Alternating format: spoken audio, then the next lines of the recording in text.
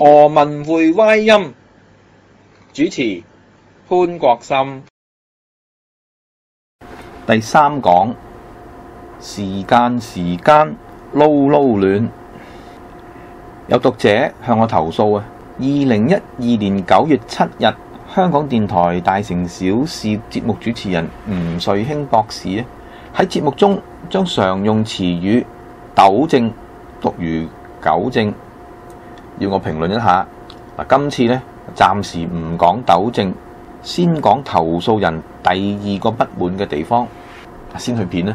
唔單止我啦，就大城小事嘅工作團隊都一定會好開心嘅，係咪？7年真係唔係一段短嘅時間，一個節目能夠維持咁耐，仲有你喺度聽呢，我花嘅心思、精神、時間呢，都係好值得噶啦。有你哋收聽，我就會更加用心機做落去啦。而家要同你講聲再見先。投訴人啊，不滿吳瑞興博士將時間兩字啊，一時就讀成劉殿爵歪音、何文匯歪音嘅時間，但係唔使幾秒鐘呢，又讀翻正常香港人講嘅時間噃。投訴人問啊，係唔係中文大學嘅博士大晒啊？香港市民讀時間就俾已故劉殿爵教授鬧到隻劇咁，班博士咁隨意讀時間都得。投訴人唔服氣呢，係可以理解嘅，因為呢，何幸峰教授都係咁。去片呢。第二個咧就話可以活動嘅時間，譬如話如果你要遲少少交報告，喺時間上咧都係可以走盞嘅。最離譜呢，係何文匯博士，佢學讀時間30年，到咗2009年呢，都仲未合格。去片呢。因為年紀都開始大啦嘛，唔係啊，咁正當成年啊！我老師同我講過，你而家做學術研究呢，就係黃金嘅時間。呢班有博士學歷嘅電台廣播員、電視廣播員啊，都搞唔掂，個個都冇辦法，冇能力，每次遇到時間都讀時間。咁香港人俾劉殿爵教授鬧足20幾年啊，豈不是好冤枉？廣府話俗語有講咧，學師都唔使3年，但係吳瑞興博士、何文匯博士跟劉殿爵教授學呢個劉殿爵歪音之時間讀時間咧，超過30年都學唔成。咁呢班中文大學嘅博士啊，又有乜資格同面目鬧香港人鬧足30年呢？不過呢，亦唔係每一位中文大學嘅博士教授學時間讀時間都唔合格嘅。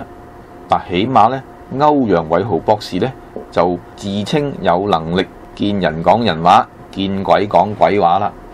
去片。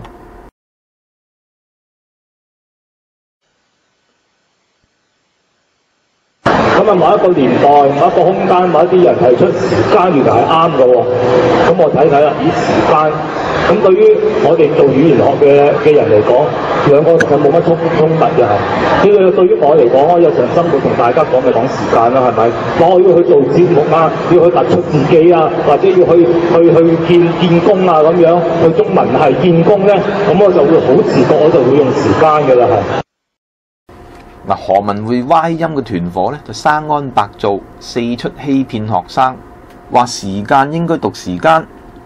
原來歐陽偉豪博士話咧，只係到中文系見工，到傳媒做節目咧，先至要講時間。咁即係啊，時間讀時間咧，係見工音，係節目音，而唔係日常音啦。切，咁你唔早啲講？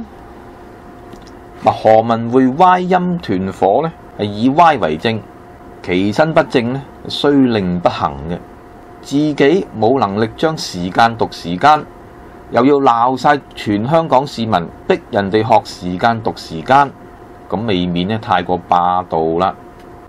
吳博士啊、何教授啊、何博士啊，自己開咪嘅時候都讀唔掂時間讀時間呢個節目音，咁係唔係啊？應該自己練到合格先至好出嚟宣揚劉殿爵歪音、何文匯歪音呢？我呢喺2011年嘅第16屆國際粵方言研討會咧，就發表咗《平流電鵲論粵語時間一詞的讀音》一篇文，指出劉君嘅論證咧有9大疏漏。第一係口述歷史嘅無精；第二係時間詞義嘅錯判；第三係時間係第四度空間嘅誤譯；第四句字本義嘅妄斷；第五引用廣韻嘅猶疑；第六詞性與聲調之關係嘅曲執；第七interval 字義嘅寡聞；第八強求方言盡合通語嘅荒謬；第九自封為正嘅失誤。各位如果對呢篇論文有興趣咧，可以發電郵俾我索取。劉君認為時間應該讀時間係何文匯歪音嘅源頭。劉君嘅論證有9大疏漏，我而家咧讓菜就讓到盡啦。如果何文匯歪音嘅團伙有人可以為劉文嘅9大疏漏其中5項辯解得通呢，都算係劉君正確而潘國森錯誤啦。如果何文匯歪音嘅團伙繼續盲目亂教學生時間讀時間呢，就係公然講大話，欺騙學生，誤人子弟啦。最後廣府話保育協會呢係呼籲全世界粵方言用家呢舉報何文匯歪音團伙喺電子傳媒呢一種只許州官放火，不許百姓點燈嘅事例。今集講到呢度啦。